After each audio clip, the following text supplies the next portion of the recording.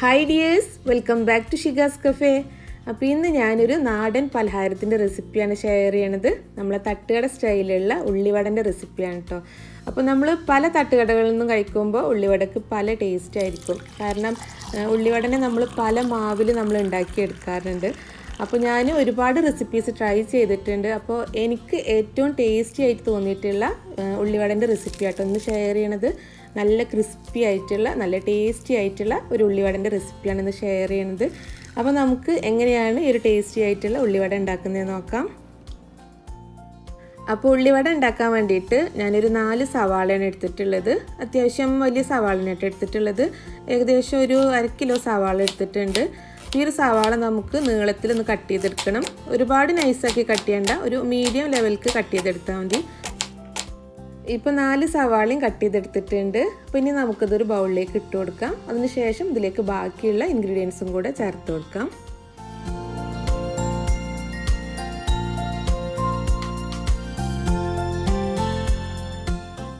അപ്പോൾ ഉള്ളി ഇതാ ഞാൻ ബൗളിലേക്ക് ഇട്ട് കൊടുത്തിട്ടുണ്ട്. ഇനി നമുക്കിതിലേക്ക് വേണ്ടത് ഇഞ്ചിയാണ്. അപ്പോൾ ഇഞ്ചി ഞാൻ എടുത്തിട്ടുള്ളത് ഒരു 1.5 ഇഞ്ച് വലിപ്പമുള്ള ഇഞ്ചിയായിട്ട് എടുത്തിട്ടുള്ളത്. ഇഞ്ചി ഇതുപോലെ ചെറുതാക്കി അരിഞ്ഞിട്ട് വേണം ഇട്ട് കൊടുക്കാൻ. അപ്പോൾ ചില ആൾക്കാർ ഇഞ്ചി ചേർത്ത് കൊടുക്കാറില്ല. അപ്പോൾ നമ്മൾ ഈ ഇഞ്ചി ചേർത്ത് കൊടുക്കുന്നത് ഉള്ളിവടൻ്റെ ടേസ്റ്റ് കൂടാനും അതുപോലെ എണ്ണക്കടിയൊക്കെ കഴിക്കുമ്പോൾ ദഹനക്കേടൊക്കെ വരാതിരിക്കാനും വേണ്ടിയിട്ടാണ് ഇഞ്ചി ചേർത്ത് കൊടുക്കുന്നത്. അപ്പോൾ ഞാനൊരു 1.5 ടേബിൾ സ്പൂൺ ഇഞ്ചി ചെറുതാക്കി അരിഞ്ഞതാണ് ചേർത്ത് കൊടുത്തിട്ടുള്ളത്. പിന്നെ ഇതിലേക്ക് വേണ്ടത് പച്ചമുളകാണ്. പച്ചമുളക് നമ്മൾ എരിവിനനുസരിച്ച് ചേർത്ത് കൊടുക്കുക. അപ്പോൾ ഞാനൊരു 2 പച്ചമുളകാട്ടോ എടുത്തിട്ടുള്ളത്. പച്ചമുളക് ചെറുതാക്കി അരിഞ്ഞിട്ട് വേണം ചേർത്ത് കൊടുക്കാൻ. അപ്പോൾ പച്ചമുളക് ചെറുതാക്കി അരിഞ്ഞതും കൂടെ ചേർത്ത് കൊടുത്തിട്ടുണ്ട്. പിന്നെ നമുക്കിതിലേക്ക് വേണ്ടത് കുറച്ച് കറിവേപ്പിൻ്റെ ഇലയാണ്. അപ്പോൾ കറിവേപ്പിൻ്റെ ഇല നമുക്ക് ഇഷ്ടാനുസരണം ചേർത്ത് കൊടുക്കാം കേട്ടോ. അപ്പോൾ ഞാൻ കുറച്ച് കറിവേപ്പിൻ്റെ ഇല എടുത്തിട്ടുള്ളൂ. അപ്പോൾ കറിവേപ്പിൻ്റെ ഇല ഇതേപോലെ തന്നെ ചെറുതാക്കി അരിഞ്ഞിട്ട് വേണം ഇട്ട് കൊടുക്കാൻ. ഇനി നമുക്കിതിലേക്ക് പാകത്തിനുള്ള ഉപ്പ് ചേർത്ത് കൊടുക്കാം. അപ്പോൾ ഉപ്പ് നമ്മൾ നോക്കിയിട്ട് കുറേശ്ശായിട്ട് ചേർത്ത് കൊടുത്താൽ മതി കേട്ടോ. ഉപ്പ് കൂടി പോകണ്ട. എന്നിട്ട് നമുക്കിത് കൈ വെച്ചിട്ട് നന്നായിട്ടൊന്ന് കുഴച്ചെടുക്കണം. ഈ ഒരു ഇഞ്ചിൻ്റെയും പച്ചമുളകിൻ്റെ ഒക്കെ ഫ്ലേവർ നന്നായിട്ട് ഈ ഉള്ളിലേക്ക് പിടിക്കും വേണം. പിന്നെ നമ്മൾ ഉപ്പ് ചേർത്ത് സവാള കുഴച്ചെടുക്കുമ്പോൾ ഈ സവാളയിൽ നിന്ന് നന്നായിട്ട് വെള്ളം ഇറങ്ങി വരും. അപ്പോൾ നമുക്ക് ഈ ഒരു ഉള്ളിവട ഉണ്ടാക്കാൻ എക്സ്ട്രാ വെള്ളം ചേർത്ത് കൊടുക്കേണ്ട ആവശ്യമില്ല. അപ്പോൾ നമ്മൾ ഈ ഒരു ഇഞ്ചിയും പച്ചമുളകൊക്കെ ചേർത്തിട്ട് സവാള കുഴച്ചെടുക്കുമ്പോൾ ആ ഒരു ഇഞ്ചിൻ്റെയും പച്ചമുളകിൻ്റെ ഒക്കെ ഫ്ലേവർ നന്നായിട്ട് ഈ ഒരു ഉള്ളിയിലേക്ക് പിടിക്കും. അപ്പോൾ ഞാനിപ്പോൾ ഇതാ നന്നായിട്ട് മിക്സ് ചെയ്തെടുത്തിട്ടുണ്ട്. അപ്പോൾ ഞാൻ 2 മിനിറ്റ് മിക്സ് ചെയ്തെടുത്തിട്ടുള്ളൂ കേട്ടോ. അപ്പോഴേക്കും ഇതാ സവാളൊക്കെ നന്നായി സോഫ്റ്റ് ആയിട്ട് വന്നിട്ടുണ്ട്. ഇനി നമ്മളിത് റെസ്റ്റ് ചെയ്യാൻ വെക്കേണ്ട ആവശ്യമൊന്നുമില്ല. കാരണം ഇപ്പോൾ തന്നെ സവാള നന്നായിട്ട് സോഫ്റ്റ് ആയിട്ടുണ്ട്. സവാളയിൽ നിന്നുള്ള വെള്ളം ഇറങ്ങിയിട്ടുണ്ട്. ഇനി നമുക്കിതിലേക്ക് വേണ്ട പൊടികൾ ചേർത്ത് കൊടുക്കാം. അപ്പോൾ ഞാൻ ഈ ഒരു ഉള്ളിവടക്ക് വേണ്ടിയിട്ട് ഒരു 1/2 കപ്പ് മൈദപ്പൊടിയായിട്ട് എടുത്തിട്ടുള്ളത്. അപ്പോൾ ഈ ഒരു മൈദപ്പൊടി ബൗളിലേക്ക് ഇട്ട് കൊടുക്കുകയാണ്. പിന്നെ ഇതിലേക്ക് വേണ്ടത് കടലമാവാണ്. കടലമാവ് 1/4 കപ്പാണ് എടുത്തിട്ടുള്ളത്. അതും കൂടെ ഈ ഒരു മൈദമാവിൻ്റെ കൂടെ ഇട്ട് കൊടുക്കാം.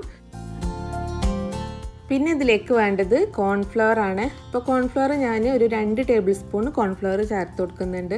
സാധാരണ നമ്മൾ ഉള്ളിവട ഉണ്ടാക്കുമ്പോൾ കോൺഫ്ലവർ ചേർത്ത് കൊടുക്കാറില്ല. സാധാരണ നമ്മൾ ഉള്ളിവടക്ക് ക്രിസ്പിനെസ് കിട്ടാൻ വേണ്ടിയിട്ട് അരിപ്പൊടിയാണ് ചേർത്ത് കൊടുക്കാറുള്ളത്. പക്ഷെ എനിക്ക് അരിപ്പൊടിലേറെ ഒന്നും കൂടെ ടേസ്റ്റ് ആയിട്ട് തോന്നിയിട്ടുള്ളത് ഈ ഒരു കോൺഫ്ലവർ വെച്ച് ചെയ്യുമ്പോഴാട്ടോ. അതെന്താ വെച്ചാൽ നമ്മൾ അരിപ്പൊടിയൊക്കെ വെച്ചിട്ട് നമ്മൾ ഉള്ളിവട ഉണ്ടാക്കി കഴിയുമ്പോൾ കുറച്ച് കഴിയുമ്പോൾ അത് തണുക്കുമ്പോൾ ആ ഒരു ക്രിസ്പിനെസ് പോകും. പക്ഷെ നമ്മൾ ഈ കോൺഫ്ലവർ വെച്ച് ഉണ്ടാക്കുമ്പോൾ ഒരു ക്രിസ്പിനെസ് കുറച്ച് കൂടുതൽ സമയം നിൽക്കുന്നുണ്ട്. അപ്പോൾ ഒരു ഉള്ളിവട നന്നായിട്ട് മൊരിഞ്ഞ് കിട്ടാൻ ഞാൻ ഉപയോഗിക്കുന്നത് കോൺഫ്ലവർ ആണ് കേട്ടോ. അപ്പോൾ ഇതിൻ്റെ കൂടെ തന്നെ ഞാനൊരു 1/2 ടീസ്പൂൺ കാശ്മീരി മുളക് പൊടി കൂടെ ചേർത്ത് കൊടുത്തിട്ടുണ്ട്. പിന്നെ ഇതിലേക്ക് ഒരു 2 നുള്ള് ബേക്കിംഗ് സോഡ കൂടെ ചേർത്ത് കൊടുക്കുകയാണ്. അപ്പോൾ ബേക്കിംഗ് സോഡ കൂടിപ്പോയാൽ ഉള്ളിവടയിൽ നന്നായിട്ട് എണ്ണ ഒടിക്കും. അപ്പോൾ ഈ പൊടികളൊക്കെ ഒന്ന് മിക്സ് ചെയ്തെടുത്തിട്ടുണ്ട്. ഇനി നമുക്കിത് സവാളയിലേക്ക് ഇട്ട് കൊടുക്കാം. അപ്പോൾ നമ്മൾ സവാളയിലേക്ക് ഇട്ട് കൊടുക്കുമ്പോൾ ഒന്നായിട്ട് ഇട്ട് കൊടുക്കേണ്ട, കുറേശ്ശായിട്ട് ഇട്ട് കൊടുത്തിട്ട് മിക്സ് ചെയ്തെടുത്താൽ മതി.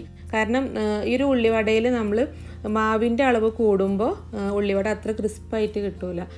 മാവിൻ്റെ അളവ് കുറവും ഉള്ളി കൂടുതലായിട്ടാണ് വേണ്ടത്. അങ്ങനെ ആകുമ്പോഴാണ് നല്ല ക്രിസ്പി ആയിട്ടുള്ള ഉള്ളിവട കിട്ടുക. അപ്പോൾ ഞാനിതിലേക്ക് നമ്മൾ മിക്സ് ചെയ്ത് വെച്ചിട്ടുള്ള പൊടികൾ മുഴുവനായിട്ട് ഇട്ട് കൊടുത്തിട്ടുണ്ട് കേട്ടോ. അപ്പോൾ ആദ്യം കുറേശ്ശായിട്ട് ഇട്ട് കൊടുത്ത് മിക്സ് ചെയ്തെടുത്തു. അതിന് ശേഷം ബാക്കിയുള്ള പൊടിയും കൂടെ ഇട്ട് കൊടുത്തിട്ടുണ്ട്. അപ്പോൾ ഈ ഒരു അളവിലേക്ക് നമ്മൾ എടുത്തിട്ടുള്ള പൊടികൾ കറക്റ്റാണ് കേട്ടോ. അപ്പോൾ നമ്മൾ എടുക്കുന്ന ഉള്ളിൻ്റെ വലിപ്പത്തിനനുസരിച്ച് ഈ ഒരു പൊടികളിൽ കുറച്ച് മാറ്റം ഉണ്ടാവും. അപ്പോൾ അതുകൊണ്ടാണ് നമ്മൾ കുറേശ്ശായിട്ട് മിക്സ് ചെയ്തെടുക്കണം എന്ന് പറയുന്നത്. അപ്പോൾ ഞാനിപ്പോൾ അത് മിക്സ് ചെയ്തെടുത്തിട്ടുണ്ട്. അപ്പോൾ ഈ ഒരു അളവിലാട്ടോ ഞാൻ ഉള്ളിവടക്ക് മാവ് റെഡിയാക്കി എടുക്കാറുള്ളത്. ഒരുപാട് മാവോട് കൂടിയിട്ട് ഞാൻ ഉണ്ടാക്കി എടുക്കാറില്ല. ഇതുപോലെ കുറഞ്ഞ മാവിലാണ് ഞാൻ ഉണ്ടാക്കിയെടുക്കാറ്. അപ്പോഴുള്ള ഉള്ളിവട നല്ല ക്രിസ്പി ആയിട്ട് കിട്ടുള്ളൂ. അപ്പോൾ നമ്മുടെ ഉള്ളിവടക്ക് വേണ്ട മാവ് റെഡി ആയിട്ടുണ്ട്. ഇനി നമുക്ക് ഉള്ളിവട ഫ്രൈ ചെയ്യാനുള്ള ഓയിൽ ചൂടാക്കിയെടുക്കാം. അപ്പോൾ ഓയിൽ നന്നായിട്ട് ചൂടായ ശേഷം നമ്മൾ ഒരു മീഡിയം ഫ്ലെയിമിലേക്ക് മാറ്റണം. അതിന് ശേഷം വേണ്ട നമുക്കിതിലേക്ക് മാവ് ഇട്ട് കൊടുക്കാൻ. അപ്പോൾ നമ്മൾ എടുത്ത് വെച്ചിട്ടുള്ള മാവൊന്ന് കുറേശ്ശായിട്ട് എടുത്തിട്ട് നമുക്ക് ഒന്ന് കൈ വെച്ച് ജസ്റ്റ് ഒന്ന് പരത്തി കൊടുക്കാം. നമ്മളിതുപോലെ ഒന്ന് നൈസാക്കി പരത്തി കൊടുത്തിട്ട് നമ്മൾ ഉള്ളിവട ഉണ്ടാക്കുകയാണെന്നുണ്ടെങ്കിൽ ആ ഉള്ളിവടക്ക് നല്ല ക്രിസ്പിനെസ് ഉണ്ടാവും. അപ്പോൾ ഓരോ മാവും നമുക്ക് കയ്യിൽ വെച്ച് പരത്തിയിട്ട് ഈ എണ്ണയിലേക്ക് ഇട്ട് കൊടുക്കാം കേട്ടോ. അപ്പോൾ എണ്ണൻ്റെ ചൂട് നമ്മൾ ശ്രദ്ധിക്കണം. നന്നായിട്ട് ചൂടായ ശേഷം മീഡിയം ഫ്ലെയിമിൽ വെച്ചിട്ട് വേണം നമ്മളിത് കുക്ക് ചെയ്തെടുക്കാൻ. എന്നാലുള്ളൂ ഉള്ളിവടൻ്റെ ഉൾഭാഗമൊക്കെ നന്നായിട്ട് കുക്കായി കിട്ടുള്ളൂ.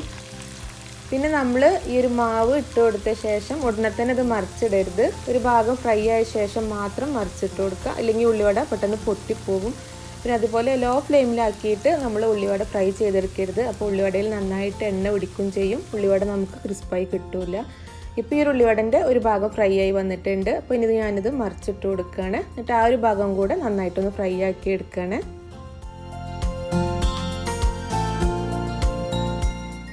അപ്പോൾ ഇതാ ഉള്ളിവട രണ്ട് ഭാഗവും നന്നായിട്ട് ഫ്രൈ ആയി വന്നിട്ടുണ്ട്. നല്ല ഗോൾഡൻ കളറിൽ നന്നായിട്ട് ഫ്രൈ ആയിട്ടുണ്ട്. അപ്പോൾ ഇനി നമുക്കിത് എണ്ണയിൽ നിന്ന് എടുത്തിട്ട് കോരി മാറ്റാം.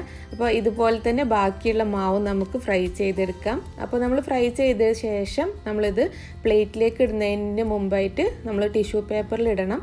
അപ്പോൾ ഈ ഒരു ഉള്ളിവടയിൽ എക്സസ് ആയിട്ടുള്ള ഓയിലൊക്കെ ആ ഒരു ടിഷ്യൂ പേപ്പർ വലിച്ചെടുത്തോളും. അപ്പോൾ ഉള്ളിവട കുറച്ച് സമയം കൂടെ നല്ല ക്രിസ്പായിട്ട് നിൽക്കും. അപ്പോൾ ഈ ഒരു സൗണ്ട് കേൾക്കുമ്പോൾ തന്നെ മനസ്സിലാവും ഈ ഒരു ഉള്ളിവട എത്രത്തോളം ക്രിസ്പിയാണ് എന്നുള്ളത്. അതുപോലെ തന്നെ നല്ല ടേസ്റ്റിയാണ് കേട്ടോ. അപ്പോൾ നിങ്ങളെല്ലാവരും ഈ റെസിപ്പി ഒന്ന് ട്രൈ ചെയ്ത് നോക്കണം.